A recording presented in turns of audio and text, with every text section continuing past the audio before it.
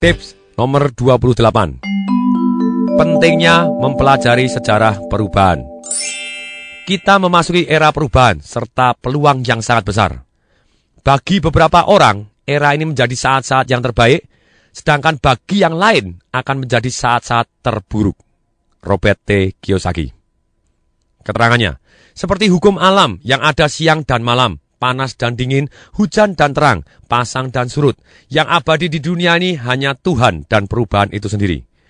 Robert Kiyosaki berharap bahwa perkiraan dia terhadap apa yang akan terjadi salah. Mungkin pemerintah bisa terus membuat janji-janji untuk mengurus orang, terus menaikkan pajak, dan terus tenggelam dalam hutang yang lebih besar. Mungkin bursa saham akan selalu naik dan tidak pernah turun lagi. Mungkin harga real estate akan selalu naik dan rumah Anda akan menjadi investasi terbaik Anda. Dan mungkin jutaan orang akan menemukan kebahagiaan dengan upah minimum mereka, serta bisa memberikan hidup yang lebih baik untuk keluarga mereka. Mungkin semua itu bisa terjadi. Tapi menurut Robert Kiyosaki, tidak mungkin kalau kita melihat dan berpatokan kepada sejarah. Menurut sejarah, kalau orang hidup sampai umur 75 tahun, mereka akan mengalami 2 resesi dan 1 depresi. Para baby boomer telah mengalami 2 resesi, tapi mereka belum mengalami depresi. Mungkin tak akan pernah depresi lagi, tapi menurut sejarah tidak begitu. Kita harus belajar sejarah ekonomi dan perubahan yang lebih panjang dan perspektif yang lebih baik tentang asal dan tujuan kita. Depresi bukan problem masa lalu, karena kita semua adalah manusia yang akan selalu mempunyai emosi serakah dan takut.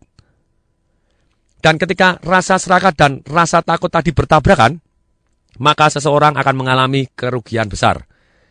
Emosi berikutnya adalah depresi. Depresi terdiri dari 2 emosi manusia. 1 marah, yang kedua sedih. Marah pada diri sendiri dan sedih karena kerugian. Depresi ekonomi adalah depresi emosi. Di Indonesia atau di dunia ada siklus atau pola perubahan 12 tahunan. Kalau di Indonesia misalnya diawali tahun 1945 pada tahun 1945 ada kejadian Indonesia Merdeka. Perubahan ini menimbulkan peluang bisnis sehingga banyak orang kaya baru. Tahun 1957, 12 tahun dari 45, Malaysia Merdeka. Terjadi perubahan peta perdagangan di Asia Tenggara, banyak orang kaya baru. 12 tahun dari 57, tahun 69, pemerintah Orde Baru membuat peluang dan membuat orang kaya baru. Tahun 81, 12 tahun dari 69, terjadi booming saham di Asia Tenggara, sehingga monyet pun tidak perlu orang pintar yang membeli saham akan kaya.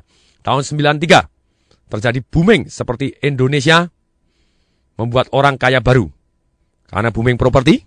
Kemudian tahun 2005 dan seterusnya ini, di Indonesia, Singapura, Malaysia tampil pemimpin baru, perubahan yang akan membuat orang kaya baru. Kenapa? Di setiap resesi dan depresi selalu ada orang yang miskin menjadi kaya. Dan kenapa di setiap resesi dan depresi selalu banyak orang kaya yang bahkan jadi dinosaurus punah?